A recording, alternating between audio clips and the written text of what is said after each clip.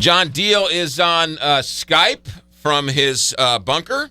And we've got editorial page editor of the St. Louis Post-Dispatch, Tony Messenger, and a former attorney, current attorney, former chief of staff to Governor Holden, Jane Duker. Jane, this morning we had Bob McCullough on, St. Louis County Executive, on talking about a new ad that is going to be airing on television in which it hits Charlie Dooley right between the eyes. Yes.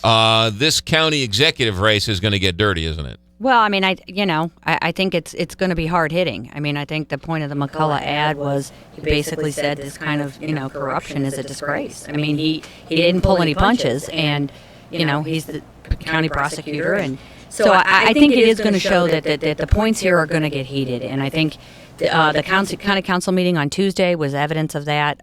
There was a committee of the whole on the Children's Services Fund. And, the county council wanted to find out why there is an $80 million fund balance when kids desperately need services. And, Hazel Irby actually prevented the questioning and shut down the questioning. The Children's Services Fund has been embattled and controversial in the 4 short years that it's been, in operation. And, we have the same Children's Services Fund in the city of St. Louis, Jefferson County, Lincoln County, St. Charles County. St. Charles, and we don't ever hear about this. We don't ever hear about these problems, and they're only a few months older than the county program.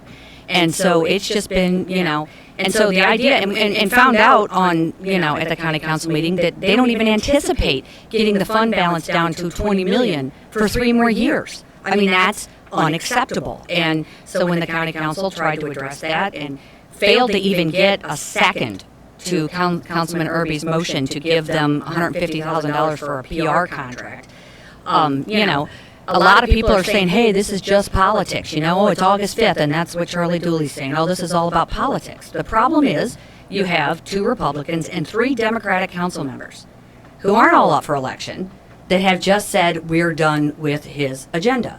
And so this stuff's all going to be coming out. I mean, the Children's Services Fund is just one of many. I mean, and I think the hard-hitting ad by, Prosecutor McCullough shows that we've lost credibility, and it's time. John Deal, is this a chance for a Republican to make some noise in the county executive race? Oh, I agree. What I find humorous about this, that it's only 5 weeks before the election that the Democrats on the county council start caring about waste, fraud, and abuse in government. It's where have this $80 million trust fund balance has been an issue for a lot longer than this past week. So clearly it's also being politicized by the Democrats, and it just shows how much money government wastes and how much more money the government takes in than it actually needs. I think it's going to be.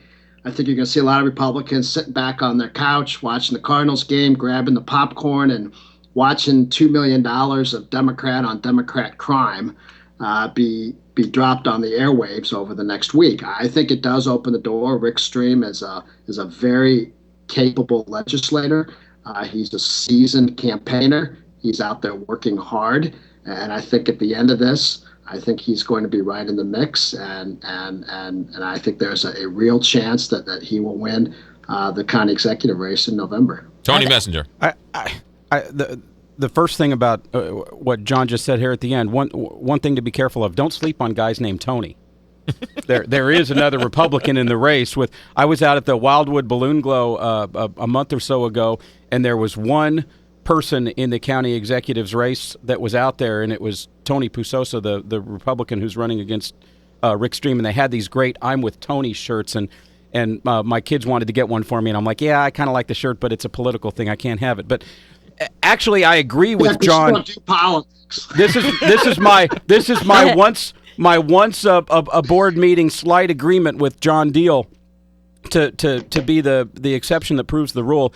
He's right when he says that the county council has been too late to engage. They have engaged on some things with Charlie Dooley over the past few years, but they haven't really engaged in terms of keeping an eye on the money and keeping an eye on things until recently when this race is going on, and that's sort of ugly. But that being said, the thing that bothers me the most about 2 things that bother me the most about the madness that's going on in the county executive race and the county council right now. When Charlie Dooley comes back and says, here's a bunch of stuff that we put in the budget, But instead of spending money in the budget on it, I want to issue bonds. $10 million. To pay for a new cement truck that we already budgeted for 30 years. That's just ridiculous. Oh, that's really, really bad public policy. And I have the only reason he could possibly be doing that is either because he's mismanaged the budget and run out of money, or because he wants to save that $10 million to hand out as candy over the next couple of months to help his reelection. That's just really unfortunate. But the most unfortunate thing about this race, getting the politics out of it, is what it says to the rest of St. Louis City and St. Louis County and all the municipalities that are watching this under the umbrella of this idea of city-county merger or city rejoining the county or some future regionalized vision of St. Louis as a region. This makes it that much more difficult because it makes the county look really, really incompetent. Well, and I think, first of all, I want to say Steve Stenger has spent 5 years exposing Charlie Dooley. Now, it happens to be that people have started listening now, but, I've been following this for 5 years, and Steve Stenger has been on Charlie Dooley about everything that he has been doing, and now people are starting to listen, and that's great, and they should, because an election is coming up. But the idea that we sit back and do nothing to restore the county is exactly why McCullough's gotten in, is because he said, we can't go on like this. This is a sham. It's awful. And so I don't think that's a reason, to not do it. And I also think that Republicans, this is a Democratic county. I know that John's got to say Rick Stream, and that's great, and Tony Pasusa, and that's great. But the bottom line is, unless you want Charlie Dooley out, you better come into the Democratic primary, because there is a very, very good chance that, this Democratic primary is going to decide who's county executive. And that's why the Democrats have come out and put up an opponent, because the Republicans couldn't get it done. John Deal, last words.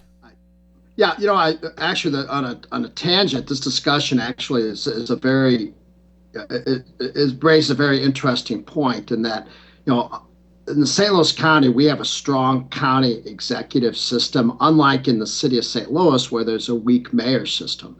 So when you deal with budget items, the county council really has very little power over the budget, unless the county executive puts money in a budget.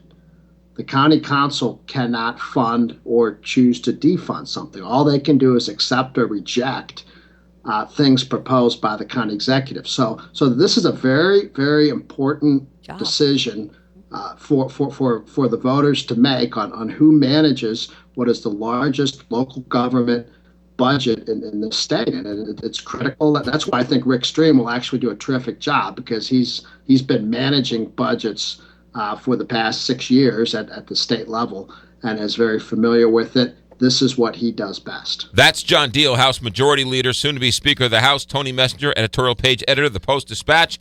Jane Duker, former Chief of Staff. The board meeting continues in a moment on the Big 550 KT.